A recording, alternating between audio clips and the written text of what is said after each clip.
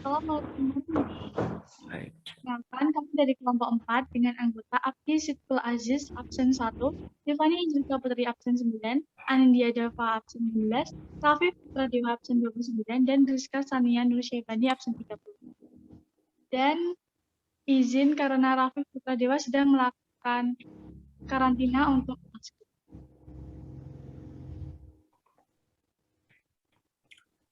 Pertama, arti atau mufradat dari Quran Surat Ali Imran ayat 190 sampai 191 dan Ali Imran ayat 159. Arti dari Quran Surat Ali Imran ayat 190 sampai 191 adalah sesungguhnya dalam penciptaan langit dan bumi dan silih bergantinya malam dan siang terdapat tanda-tanda bagi orang-orang yang berakal, yaitu orang-orang yang mengingat Allah sambil berdiri atau duduk atau dalam keadaan berbaring, dan mereka memikirkan tentang penciptaan langit dan bumi seraya berkata, "Ya Tuhan kami, tiadalah Engkau menciptakan ini dengan sia-sia.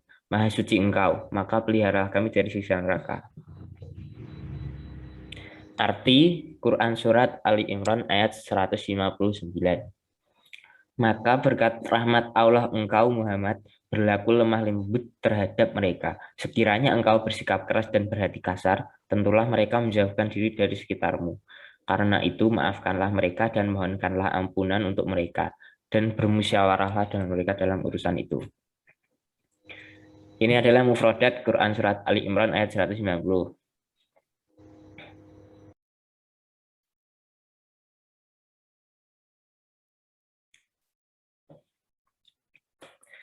Dan ini adalah mufradat Quran Surat Ali Imran ayat 191.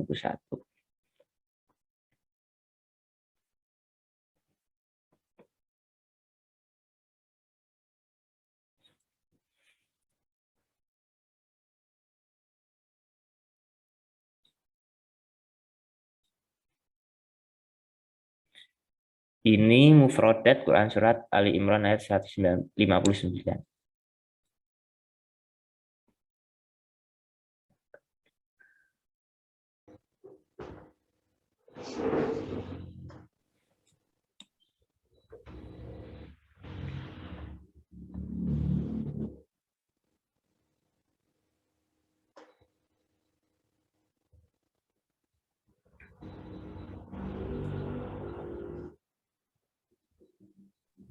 Dua, Asbabun Nuzul Quran Surat Ali Imran ayat 190 sampai 191 dan Ali Imran 159.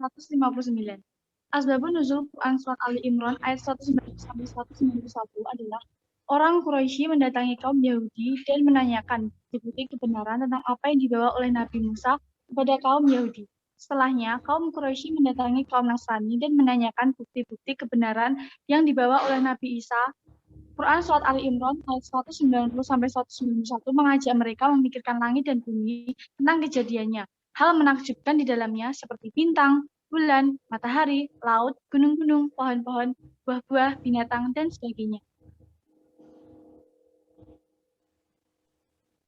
Asbabun nuzul Quran Surat Ali Imran 159 adalah usai Perang Badar, Rasulullah mengajak para sahabatnya bermusyawarah menentukan apa yang akan diperbuat terhadap para tawanan.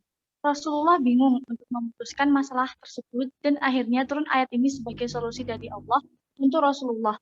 Quran Surat Ali Imran 159 menganjurkan umat muslim bermusyawarah untuk mengambil keputusan.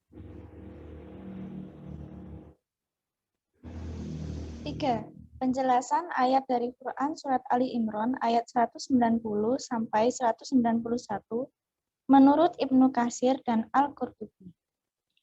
Menurut Ibnu Katsir, dalam surah Ali Imran ayat 190 sampai 191, Ibnu Katsir menjelaskan bahwa surat ini berisi motivasi untuk memperhatikan ketinggian langit dan keluasan bumi, tata letak dan semua yang ada padanya, mulai gunung hingga lautan, mulai padang pasir hingga hutan, mulai hewan hingga tumbuhan dan pepohonan, juga bintang-bintang.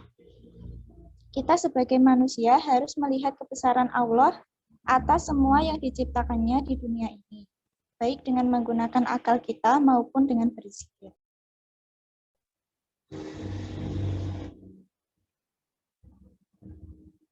Menurut penjelasan Al-Qurtubi, Surat Ali Imran ayat 190 sampai 191 ini berisi perintah Allah Subhanahu wa taala supaya kita melihat, merenung, serta mengambil kesimpulan akan tanda-tanda ketuhanannya. Semua tanda tersebut tidak akan ada kecuali diciptakan oleh Yang Maha Kuasa, Yang Maha Suci, Allah Subhanahu wa taala, yang tidak membutuhkan apapun yang ada di alam semesta. Dengan meyakini hal tersebut, maka keimanan kita berdasar akan keyakinan yang benar dan bukan hanya sekedar ikut-ikutan. Inilah salah satu fungsi akal yang diberikan Allah kepada seluruh manusia, yaitu supaya manusia bisa merenungi dan memikirkan tanda-tanda kebesarannya.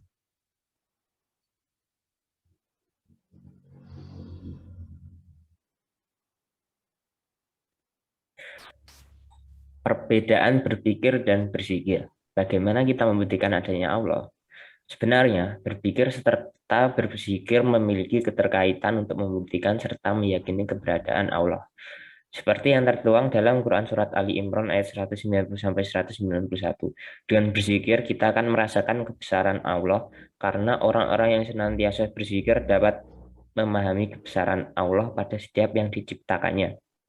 Tetapi, berzikir juga perlu disandingkan dengan kemampuan berpikir, di mana kita dapat membuktikan keberadaan Allah dengan memikirkan adanya langit, bumi, serta isinya yang pasti ada yang menciptakan.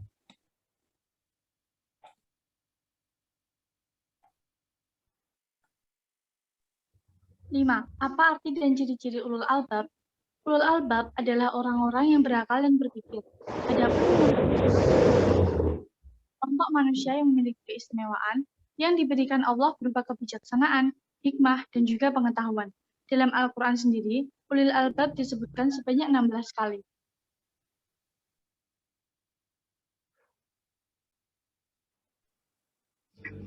Ciri-ciri ulul albab adalah sebagai berikut. Yang pertama, mereka mampu mengambil pelajaran ataupun hikmah dari suatu peristiwa sejarah. Yang kedua, ulul albab adalah orang-orang yang diberi petunjuk oleh Allah Subhanahu wa taala. Yang ketiga, bersikap bersungguh-sungguh saat mencari dan menuntut ilmu. Keempat, senang mentafakuri dan mentasyakuri penciptaan Allah itu yang di bumi maupun yang di langit. Kelima, ulil albab mampu membedakan yang baik dan yang buruk, dan ia bersiteguh dalam mempertahankan kebaikan atau kebenaran tersebut, walau semua orang menentang. Keenam, seorang ulil albab adalah sosok yang kritis terhadap perkataan, pandai dalam menimbang yang baik dari apa yang didengarnya tersebut. Ketujuh, ulil albab adalah mereka yang berilmu dan bersedia menyampaikan segala pengetahuannya dengan tujuan memperbaiki dan memperingatkan. 8. Ulil albab hanya menempatkan rasa takutnya di hadapan Allah Subhanahu wa taala semata. 6. Perbedaan syura dan demokrasi. Perbedaan antara syura dan demokrasi adalah dari sisi sumbernya. Syura adalah aturan ilahi, sedangkan demokrasi merupakan aturan orang-orang banyak. Syura dipandang sebagai bagian dari agama, sedangkan demokrasi adalah aturan sendiri.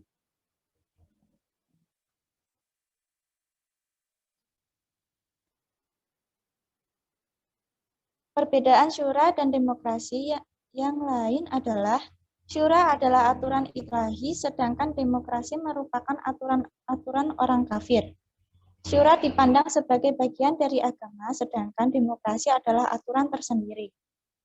Di dalam syura ada orang-orang yang berakal, yaitu ahlul hali wal aqdi dari kalangan ulama ahli fikih dan orang-orang yang mempunyai kemampuan spesialisasi dan pengetahuan. Mereka lah yang mempunyai kapabilitas untuk menentukan hukum yang disodorkan kepada mereka dengan hukum syariat Islam, sedangkan aturan demokrasi meliputi orang-orang yang di dalamnya dari seluruh rakyat sampai yang bodoh hingga yang pandai sekalipun.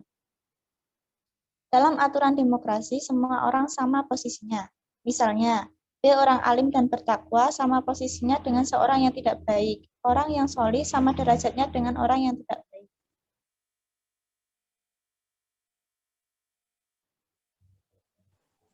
Tujuh. Praktik demokrasi dan pendapat para ulama. Demokrasi Pancasila adalah sistem demokrasi yang dilaksanakan berdasarkan musyawarah untuk mufakat bagi kesejahteraan rakyat.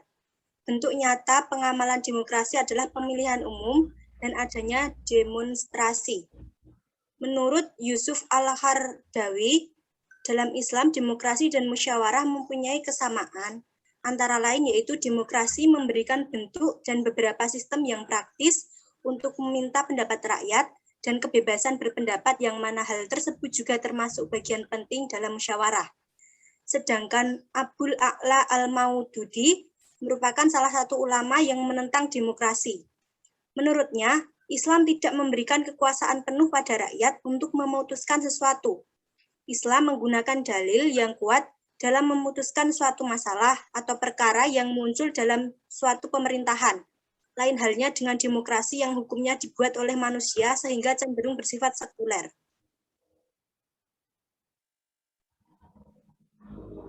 Hadis musyawarah. Pertama, hadis dari Ibnu Majah, seperti yang dapat dilihat. Artinya, apabila salah seorang kamu meminta bermusyawarah dengan saudaranya, maka penuhilah.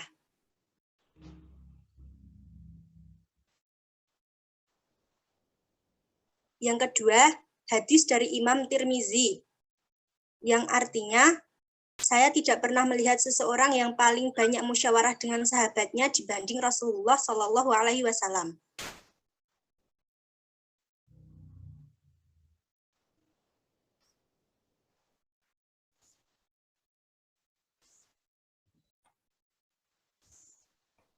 Sekian presentasi dari kelompok 4. Assalamualaikum warahmatullahi wabarakatuh.